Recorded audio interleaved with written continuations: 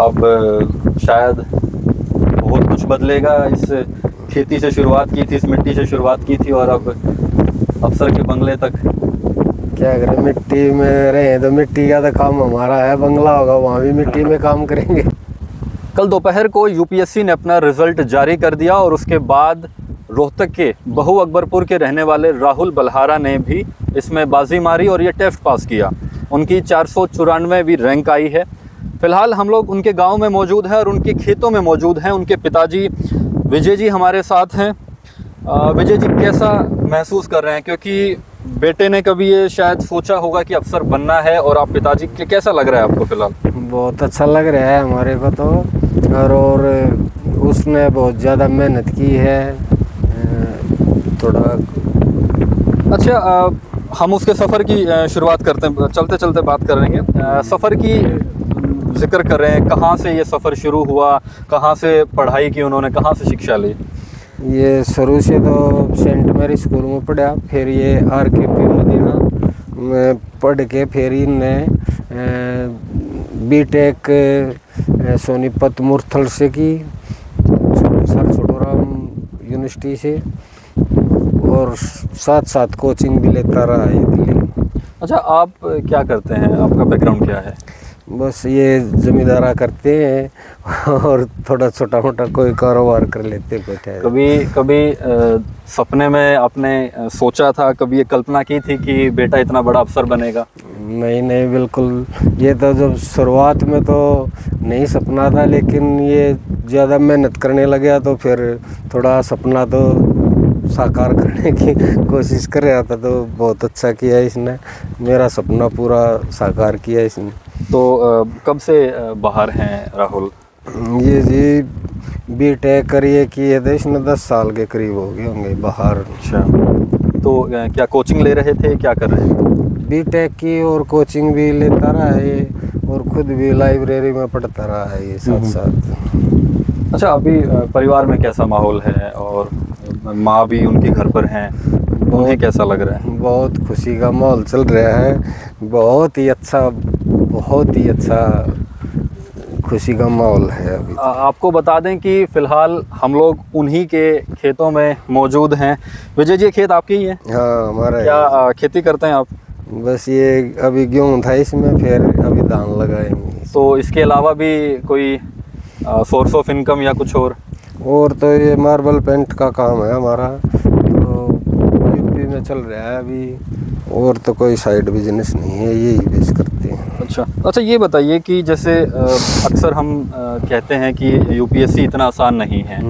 इस बीच में कई पड़ाव ऐसे आते हैं कि जब बच्चे का मनोबल टूटता है, वो डीमोटिवेट भी होता है, तो वो प्रेरणा कहाँ से मिलती थी, मोटिवेशन कहाँ से मिलती थी? ऐसा है, जैसे हम भी देते हैं उसको, तो माँ बाप उसको प्रेरणा ज़्यादा देता है, मतलब हौसला टूटता है तो माँ बाप ही उसको उसकी देखभाल करता है, या मतलब को हौसला देता है।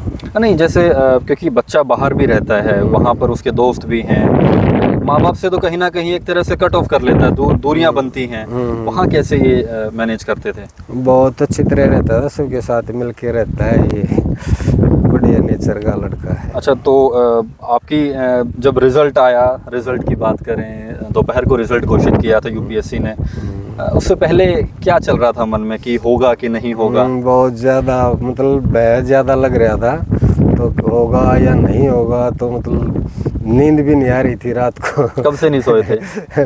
बस 2 दिन हो गए थे, चलते चलते ऐसे कभी आ जाती थी कभी नहीं, तो दिमाग में यही बात रहती थी। इससे पहले भी कितने, शायद 5 अटेम्प्ट दिए हैं उन्होंने। तो आपने बताया था कि 2 बार तो उनका शायद इंटरव्यू हुआ, लेकिन फाइनल लिस्ट में नहीं आ पाए। तो उस समय आप लोगों का क्या रिएक्शन था, क्या महसूस किया उस समय? बस एक बार तो थोड़ा महसूस हुआ, लेकिन ज़्यादा महसूस नहीं किया। फिर क्यों, लड़के का हौसला टूट जाता, तो उसको अच्छी तरह समझा के न फिर तैयारी करो भैया, कोई दिक्कत थोड़ी भाई, तो फिर तैयारी में मंड गया, उसको हौसला देते रहे, कोई नहीं, मेहनत तो रंग ले आएगी कभी न कभी, कोई दिक्कत नहीं। क्योंकि ऐसा होता है कि इतना लंबा सफ़र इस तैयारी में लगता है, लगभग 1 साल लग जाता है। मई में एग्ज़ाम होके और फिर रिज़ल्ट का समय भी लगभग मई तक आता है, तो इतनी लंबी जर्नी में कहीं ना कहीं मनोबल टूटता है। बीच बीच में वो कई फेज आते हैं कि शायद मुझे छोड़ देना चाहिए या फिर मुझे कुछ और कर लेना चाहिए, क्योंकि आपने बताया कि आपका परिवार खेती करता है, तो कहीं ना कहीं जिम्मेदारियों का बोझ भी अपने बच्चे के ऊपर होता है। तो उसको कैसे फिर हैंडल किया?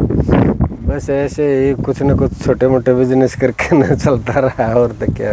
परिवार क्योंकि बच्चा बाहर रहता है, बच्चा मेहनत करता है एक तरफ, और परिवार अपनी जगह पर त्याग करता है। मैं वो त्याग भी एक बार जानना चाहता हूँ, कितना त्याग किया आपके परिवार ने? बहुत ज़्यादा त्याग किया है। मतलब उसको पैसे ज़्यादा भेजते थे हम, मतलब कंजूसी करते थे तो उसको ज़्यादा पैसे भेजते। कंजूसी खुद के साथ? हाँ। कहाँ कंजूसी करते थे? बस ये से थोड़े मोटे खर्चे में मतलब कम करते थे बस, और तो क्या कंजूसी थी खाने में, तो क्या कंजूसी। परिवार में कौन कौन है? एक 2 लड़के हैं और 2 हम बस। तो भाई क्या करते हैं? वो बीटेक MBA करके सर्विस करता है कंपनी में। तो अभी उनसे बात हुई तो उन्होंने क्या कहा आपको? उन्होंने बहुत खुशी जाहिर की है, तो वो तो बहुत ज़्यादा खुश है, हमारे से भी ज़्यादा खुश हो। अभी आपको बता दें, राहुल हमारे बीच में नहीं है क्योंकि वो दिल्ली कोचिंग लेते हैं, तो वो फ़िलहाल दिल्ली में मौजूद हैं। लेकिन कब शनिवार को आना है उन्हें शायद, तो कैसे स्वागत करेंगे और वो कैसा रिएक्शन होगा जब पहली बार आप उनसे मिलेंगे इस रिज़ल्ट के बाद? तो बहुत अच्छा लगेगा। वो तो गांव वाले कह रहे थे, सरपंच भी कह रहा था भाई स्वागत के लिए लड़के को बुलाओ। मंगा ठीक है, वो तो शनिवार का टाइम रखा है, तो इसलिए। वीडियो कॉल पे बात हुई थी? हाँ, वीडियो कॉल पर बात। क्या बात हुई इस समय?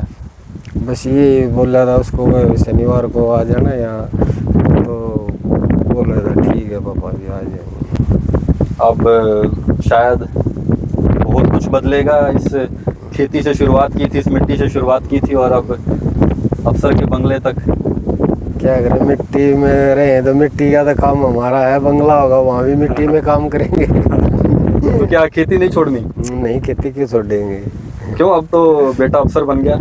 वैसे ऐसा है ना, छोड़ेंगे तो फिर दिक्कत हो जाती है ना। अफसर अपनी जगह होता है और खेती अपनी जगह। खेती तो एक हमारी बस मान के चलो बुजुर्गों की संपत्ति है, इसको तो रखेंगे, है उन्हीं की देन है। तो खैर आपको बहुत बहुत शुभकामनाएं। और ये हमारे साथ विजय जी थे, राहुल के पिता हैं, BSc पास किया है, और इनके त्याग के बारे में भी आपने सुना। और क्योंकि ये सफ़र इतना लंबा है कि कहीं ना कहीं मनोबल भी टूटता है। अच्छा, मैं एक बात और जानना चाह रहा था, मैं मिस कर गया। अभी बच्चे ने पास कर लिया, अफसर बन गया, तो परिवार में भी कहीं ना कहीं एक तरह से प्रेरणा के स्रोत होते हैं बच्चे इस तरह से।